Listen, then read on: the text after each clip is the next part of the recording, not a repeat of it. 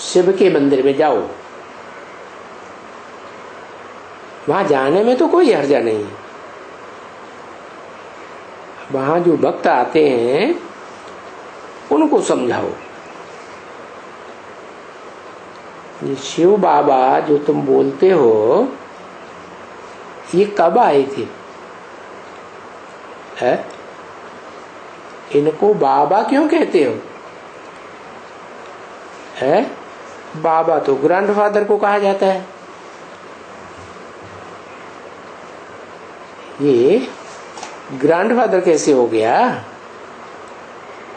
तो बताओ कि बिंदु बिंदु आत्माओं का बाप है शिव ज्योति बिंदु। वो शिव ज्योति बिंदु सिर्फ आत्माओं का बाप ही है, दूसरा कोई संबंध नहीं बनता है।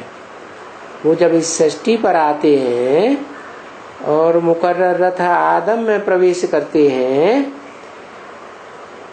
तो साकार और निराकार का मेल बाबा कहा जाता है।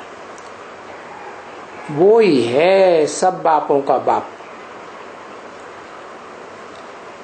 जो भी ग्रेट ग्रेट फादर्स कहे जाते हैं, धर्म पिताएं, उनका भी बाप। तो वो कब आए थे? जरूर कहेंगे ये जो धर्म पिताएं आते हैं वो तो द्वैतवादी युग में आते हैं, और उस द्वैतवादी युग से पहले होता है एकत्ववादी युग। देवताएं अद्वैतवादी कहे जाते हैं। अद्वैतवादी का मतलब दो को नहीं मानते, सरपरस्त। वहां एक ही राजा होता है?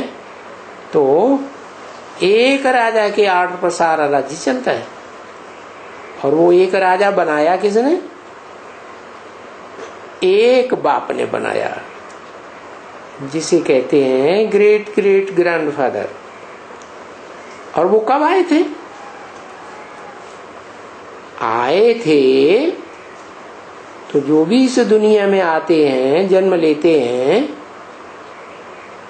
तो देह के रूप में आते हैं ना, तो देह की जयंती मनाते हैं। क्या मरंती और जयंती किसकी होगी? देह की होगी। तो जरूर आए थे तो कोई देह में प्रवेश किया होगा ना।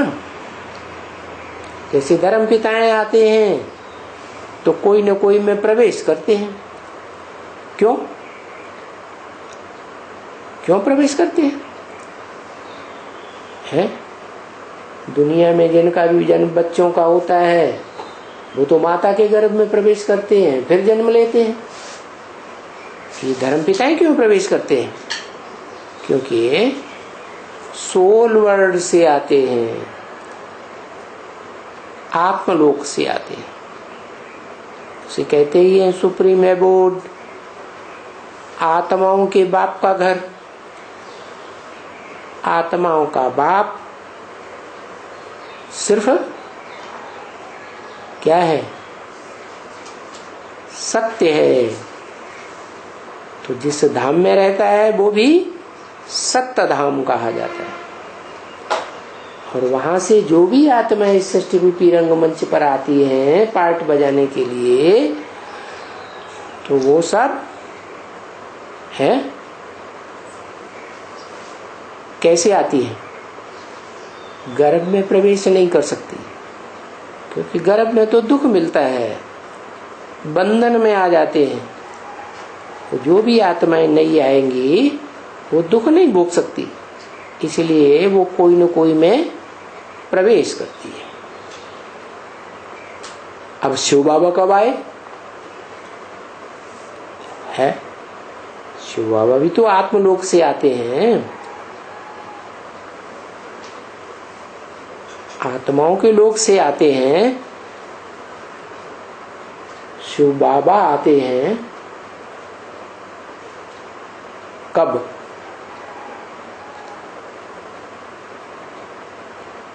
शिव बाबा आते हैं 1936 में। बाबा 1936 में बाप आते हैं आत्माओं का कि बाबा आते हैं? है 1936 में यज्ञ के आदि में बाबा आते हैं या बाप आते हैं? आत्माओं का बाप आते हैं। फिर जब तन में प्रवेश करें तो बाबा कहे जाते हैं। तो वो शिव बाबा सृष्टि के आदि में शिव बाबा, फिर शिव बाबा इस सृष्टि पर सदा काल है या कभी है कभी नहीं है? सदा काल है।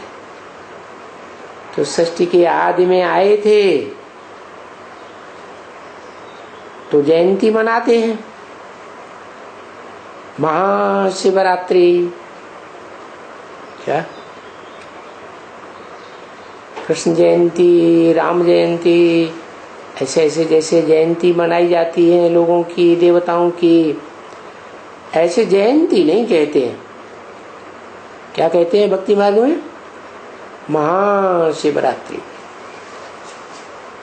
तो इससे साबित होता है कि बहुत अज्ञान अंधकार की रात्रि जब कलयुग के अंत में हो जाती है तब आते हैं, किसी मनुष्य तन में प्रवेश करते हैं और प्रवेश करने के बाद फिर बहुत लंबे समय के बाद फिर बच्चे के द्वारा ही प्रत्यक्ष होते हैं।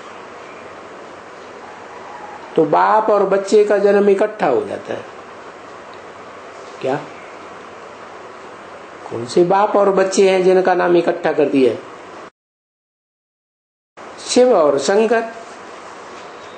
तो शिव हो गया बाप, वो है निराकार आत्मा, है अमूर्त, और शंकर है मूर्तिमान, उसकी मूर्ति बनाई जाती है। तो वो निराकार और साकार का जब एक ही शरीर में मेल होता है तो वो मेल होने का टाइम प्रत्यक्ष होने का अलग है और मेल होने का टाइम अलग है। क्या ऐसे और धर्म पिताएं 100 वर्ष के अंदर अपना धर्म स्थापन करते हैं, शिव बाबा भी आकर के धर्म स्थापन करते हैं, देवी देवता सनातन धर्म।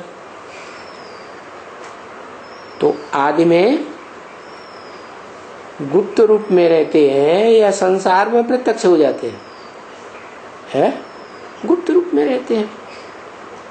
बाद में जब प्रत्यक्ष होते हैं तो जिस तन में आते हैं उसी तन के द्वारा संसार में प्रत्यक्ष हो जाते हैं। कब प्रत्यक्ष हो जाते हैं? जब घोर अंधकार की रात्रि सारे संसार में फैल जाती है। एक भी मनुष्य आत्मा नहीं जो अपने स्वरूप को समझती हो, अपने बाप को जानती हो और मनुष्य सृष्टि के बाप को जानती हो। तो बताया कब आए थे, क्या करके गए। जरूर दुख की दुनिया के अंत में आए होंगे और दुख की दुनिया को बदल करके सुख की दुनिया बनाई होगी। इसीलिए तो कहते हैं हेवनली गॉडफादर। क्या हेल को आकर हेवन बनाते हैं। कुछ करके गए थे ना, तब तो सारी दुनिया भगवान को याद करती है। नहीं तो मैं तुमको बताऊं सारा क्या करके गए हैं। इनकी पूजा क्यों होती है?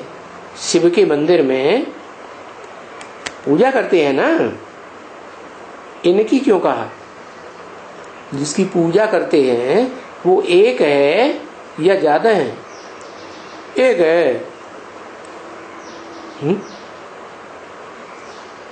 शिवलिंग की पूजा करते हैं तो वो एक है?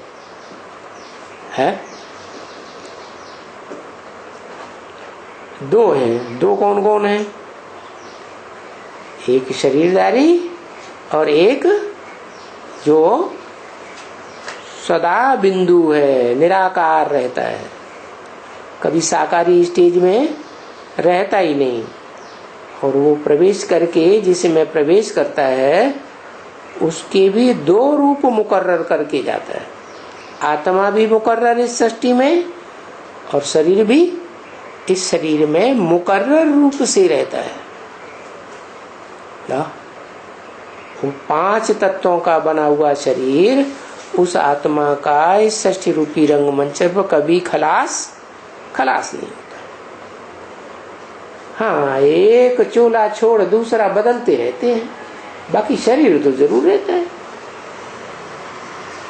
तो ये हुआ ऊंच ते ऊंच पाटधारी, जिसे कहते हैं हीरो पाटधारी। ये ऊंचे ते ऊंचा क्यों है? ये उनका मंदिर ऊंची जगह पे क्यों बनाते हैं? क्योंकि ऊंची स्टेज बनाई थी। क्या? नीची स्टेज है, देह में आत्मा रहती है, देहधारी कही जाती है, देह को धारण किया हुआ है, तो नीची स्टेज। और देह को छोड़कर आत्मा ऊंची स्टेज में जाती है तो दिखाते हैं पहाड़ों पर। तो उनका मंदिर कितना ऊंचे ते ऊंचा बनाई दिया है, अमरनाथ की पहाड़ी पर। तो जरूर समझा है ना किन्होंने? मंदिर बनाने वालों ने जब बनाया था यादगार, तो उन्होंने समझ करके बनाया था या बेसमझी से बनाया था? समझ करके बनाया। तो देखो, भारत को स्वर्ग बना कर गए थे। कैसे? स्व स्थिति में स्थित हुए पहले खुद, और फिर स्वर्ग में गए। तो उसको नाम दे दिया स्वर्ग। स्व माने आत्मा, ग माने गई। तो कौन गया पहले? है? स्वर्ग का रचयिता गया या स्वर्ग में जिनकी रचना हुई वो गए? कौन गया पहले? है? आदम तो मनुष्य सृष्टि के अंत में उस आदमी का नाम है। क्या? जो 500-700 करोड़ के बीच में होता है उसको कहते हैं प्रजापिता। हाँ, तो जो आदि लक्ष्मी नारायण हैं वो हुए पहले स्वर्ग में। उनको दिखाते हैं विष्णु के रूप में।